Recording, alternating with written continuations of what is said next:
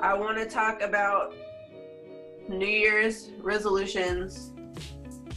I know they seem corny, but I definitely think they're necessary, especially after the hard year we've had in 2020. I also think that your New Year's resolutions should be, in a sense, kind of spiritual things, not physical things. Like, this New Year's resolution, I'm gonna, I don't know, clean my house. Rather, you should say, this New Year's resolution, I'm going to focus on not procrastinating.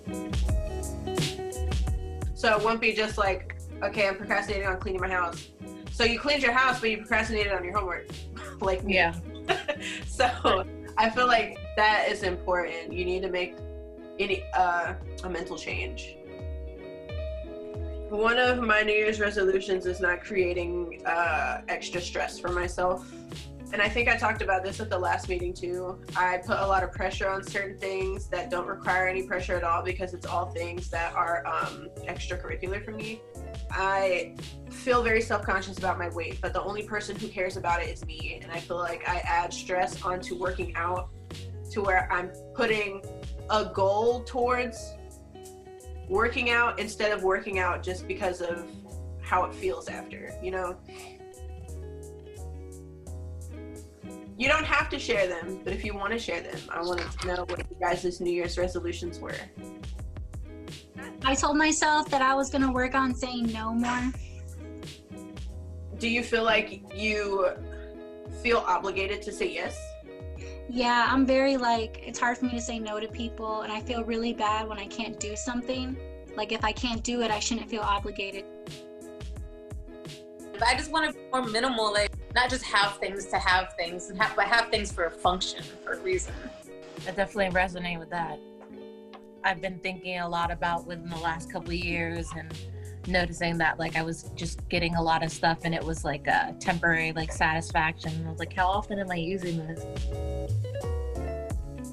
I like New Year's resolution, but I was at a point where I realized, all right, this is just a point in time where a lot of people just it's come to life. I always remind myself, don't wait until New Year. I'm always just trying to do a little something here and there, and then use New Year's Eve to remind myself of, well, what are some things that I've been working on this year that maybe got lost along the way or that I'm sidetracked on, and I try to focus in on those around that time.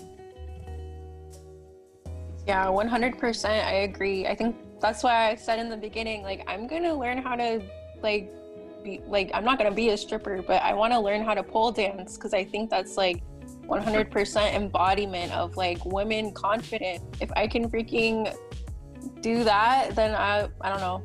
I would be super happy. I love that kind of stuff. I want to own it in a controlled way, not just let it fly all over the place, you know? Honestly, this is the first year where I'm taking a step back out of my needs as a woman to give them to myself. I think we make that big mistake of giving all of our love to other people. It does really set you back just because you don't feel confident about yourself, when there's no way anyone ever should feel less.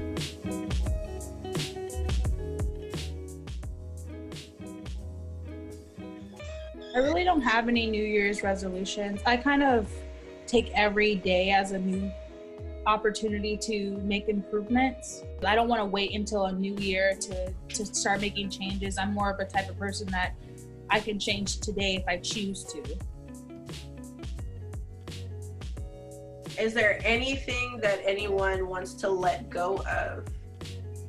Me, I want to let go of two things: anxiety and low self-esteem. It's easy, from being on the outside looking in, because when I look at you, I see someone who is confident. I always assumed you had real high self-esteem, and it's crazy to me to find out that these gorgeous women, or these women who are doing it all, are feeling this way. A lot of it comes honestly from social media. That's why I take a lot of social media breaks, because I'm comparing myself beating myself down. Like, I'm always in a comparison mode in my brain, and I judge myself so hard. I internalize everything, so it eats at my self-esteem. They look so happy, you know, and it's like I envy that happiness because I don't have that happiness myself. I feel like everyone has gone through that and everyone has done that, so you're not alone. As women, we all compare ourselves to other people at times, and it's okay to do that. We don't pay attention to strong women because we think that they're fine, and because they have so many obligations, they're usually like so busy worrying about like responsibilities, like how am I going to put dinner on the table? How am I going to get to work? My car is messed up. How am I going to pay for this part or like fix it? But if we just are happy with the present moment, like I'm here, I have a roof over my head. No, my life is not like glittery like all the people on Instagram that we see, and we are looking at people who are on the other side of the fence and they don't cater to people like us. But you have to like celebrate yourself.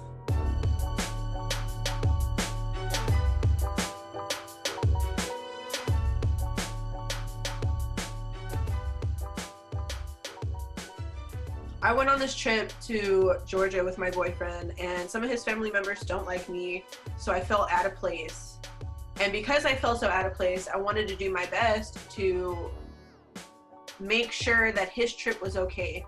And I didn't want me having this weird tension with his family to affect his trip. So I held that in. And then I was trying to focus on his experience on the trip so much that I kind of put my homework on the back burner. So when I got home, I had all this homework to do. So now I'm frustrated at this trip. I'm home, stressed out doing homework, and now my house is a mess. And then it's like, now that I don't have this homework to work on, do I feel like cleaning the house? No, I want to do something mindless because I've had to damn be intellectual for the last 3 days.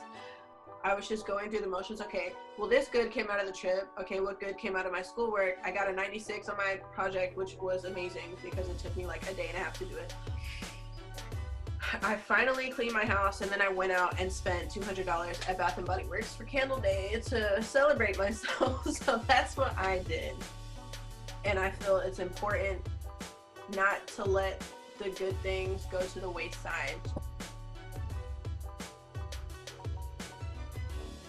How do you guys feel like you're dealing with seasonal depression, or do you feel like it's affecting you at all? I don't normally get depressed around the holidays, but I know for other people, being away from their family, especially the Navy, being away from their families and being around a bunch of strangers, it's hard on people. 100%. I'm feeling a lot of depression this year. For a couple months, I moved back home, and I literally like slept like for hours because I couldn't wake up in the morning. I had to go through that depression to kind of like reset myself. Mental health awareness is like a big deal now, where it's being like shown in social media. If you go to the right channels, people are really like reaching out so they can relate to you. I was just gonna add on to like that. It was me with sex. Like when I was depressed, or with my depression, like I would try and cover it up with just having meaningless sex. And now it's like I'm gonna try to be abstinent. Like I don't want to have meaningless sex. I want to get away from that because it's not healthy. I feel like if I can be abstinent, then I can gain a hold of myself, so that I'm not just letting so many parts of me go, and I'm not falling into like dark places anymore. When you put pressure on yourself to stop doing things, like sex is a human necessity. I think sex is great. I love it. I'm sure everybody does. You shouldn't tell yourself that you shouldn't have sex because of these things. you should deal with what you're feeling and then go have sex if you want to, because at least you know you dealt with what you felt. Journal or do what makes you feel good, do your hobby, paint or whatever, to where you start to feel good and you're like, okay, I feel good. You know what, I'm gonna go have sex because I can do that, because I know I'm not using it as a crutch. I want to say too, I know these topics that we talk about are kind of tough, but I think that holding it in is also tough, and it's a lot harder to hold it in and deal with those emotions, like what Jessica was saying, than to talk about them, especially amongst people who know what you're going through. I am not certified in any way, but I am taking a lot of classes because I'm changing my major to therapy and counseling, and I have like hella random therapy psychoanalysis books, and it's something I'm really passionate about, because being in a Black family where they do not acknowledge mental health as being an issue, I had to learn how to deal with things on my own.